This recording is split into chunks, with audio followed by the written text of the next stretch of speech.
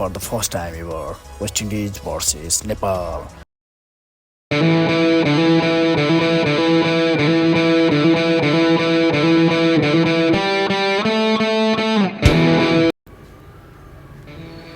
नमस्कार, स्वागत छ कुरा क्रिकेटका विधाहरूमा।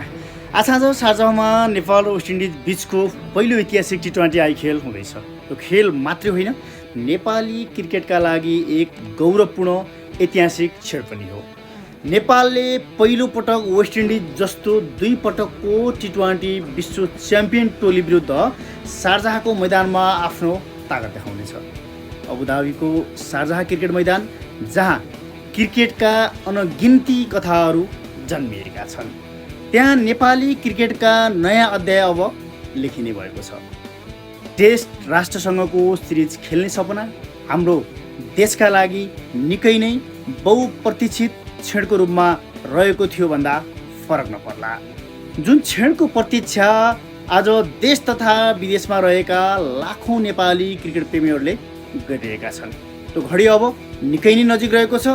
पछिल्लो केही हप्ता अगाडि हाम्रो देशले एक भयानक विध्वंसको सामना गर्नु पर्यो। भ्रष्टाचार विरुद्ध जेएनजी समूहले गरेको शान्तिपूर्ण आन्दोलनलाई केही अतिवादी स्वार्थ समूहले घुसपेट गरी हिंसा भड्काउँदा 74 जना नेपालीले अनाहकमा ज्यान गुमाउनु पर्यो भने सयौं घाइते हुन पुगे। देशले खरबौं मूल्यको भौतिक संरचनाहरू पनि गुमाउन पुग्यो। नेपालीहरू बीच देखिएको वैमनस्यता र विवादलाई निराकरण गरी पुनः राष्ट्रिय झन्डा उठाएर देशका लागि नेपाल नेपाल भन्दै चिच्याउने र एकपटक एकताको गीत गाउने परिस्थितिको ऐतिहासिक युनिटी कप सिरिजले गर्नेछ भन्ने विश्वास पनि लिएको छु। अब तयार हुनुहोस् देशका लागि झन्डा उठाउने, रातो र चन्द्रसूर्यको गीत गाउने, किनभने आजको यो भिडन्त केवल खेल मात्रै होइन, क्रिकेट इतिहासको गौरव र सम्भावनाको कथा पनि हो। आज हुने खेल नेपाली समयअनुसार राति 8:30 बजे सुरु हुनेछ। शारजाहको मैदानले असङ्ख्य क्रिकेट इतिहासहरू बोकेको छ। छोटो साइजको मैदान, मध्यम स्कोर र कहिलेकाहीँ स्लो हुने यहाँको पिचमा हुने खेल अझै रोमाञ्चक हुने निश्चित जस्तै छ। शारजाहको पिच सामान्यतया ब्याट्सम्यान अनुकूल मानिन्छ। औसत टी20 स्कोर यहाँ 140 देखि 160 रनको बिचमा हुन्छ। तर यस मैदानको पिच स्लो भएर स्पिनरलाई भने भरपुर सहयोग पुर्याउँछ। यसको फाइदा भने Nepali global star spinner Sandeep लामिछानेले भरपुर उठाउन सक्छन्, किनकि उनले वेस्ट इन्डिजका खेलाडीहरूसँग क्यारिबियन प्रिमियर लिगमा पनि खेलेको अनुभव छ। अन्य स्पिनरहरूले पनि शारजाहको मैदानमा धेरै पटक खेल्ने मौका पाएका छन्। वेल, अब कुरा गरौँ यहाँको मौसमतर्फ कुरा गर्नुपर्दा आज राति केही हल्का गर्मी भए पनि आकाश सफा हुने अनुमान छ। तापक्रम 33 डिग्री सेल्सियसको वरिपरि रहनेछ। साँझपख ड्यूको सम्भावना न्यून भए पनि दोस्रो पारीमा हल्का असर पर्न सक्छ। त्यसैले टस जित्ने कप्तानको रणनीति निकै नै निर्णायक हुने देखिन्छ। खेललाई निर्णायक मोडतर्फ ड्राइभ गर्न नेपाललाई नेपाली प्लेयर कार्डका रूपमा ओपनर कुशल बुर्तेल, मध्यक्रममा रोहित पौडेल र स्पिनर सन्दीप लामिछानेको खेल यो मैदानमा निकै नै महत्त्वपूर्ण हुने देखिन्छ।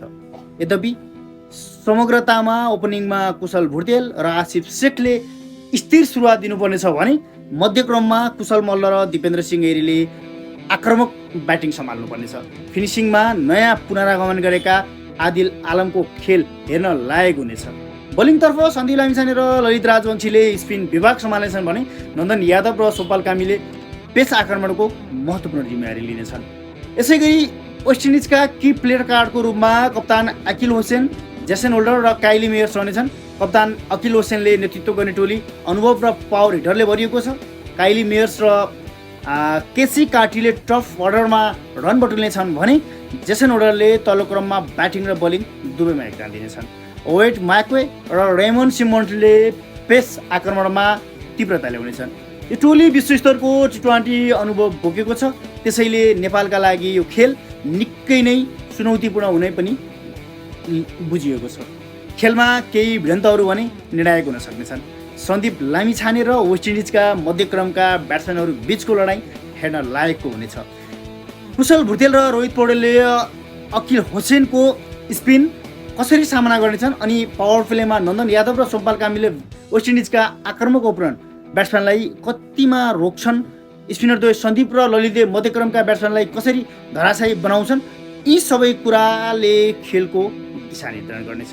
वेल, अब हामी तपाईँहरूसँग कुरा गर्नेछौँ रणनीति र सम्भावित प्लेइङ एक्साइको बारेमा। नेपालले टस जितेमा पहिले बलिङ रोज्ने सम्भावना धेरै छ ताकि लक्ष्य पछ्याउन सजिलो होस् भनेर। तर वेस्ट इन्डिज पनि ड्यूलाई ध्यानमा राख्दै टस जित्यो भने पहिला बलिङ रोज्ने रणनीति बनाउन सक्छ।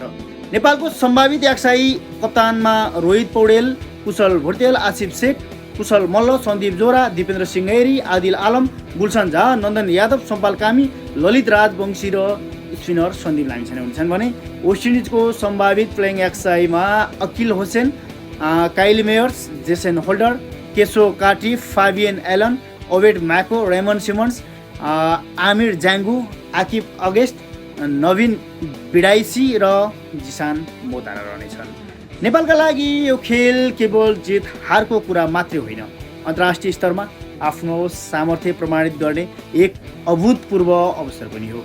वेस्ट इन्डिजको बिग म्याच विनरको अनुभव र पावर हिटिङका कारण फेभरेट देखिन्छ भने नेपालले ठोस सुरुवात, बीचमा नियन्त्रण अनि अन्तिम ओभरमा आखरमर्ता देखाउन सके जित भने असम्भव पनि छैन। वेस्ट इन्डिज हल्का नेपालभन्दा फेभरेट देखिए तापनि तर नेपालले ठुलो सरप्राइज पनि यो प्रतियोगितामा दिन सक्छ। आज रात शारजाहमा हुने यो रोमाञ्चक भिडन्तको सम्पूर्ण अपडेट र नालीबेली लिएर अर्को सेगमेन्टमा तपाईँहरूसँग भेट्नै छु। तबसम्मका लागि बिदा हुन चाहन्छु। नमस्कार, जय नेपाल, जय चन्द्र सूर्य।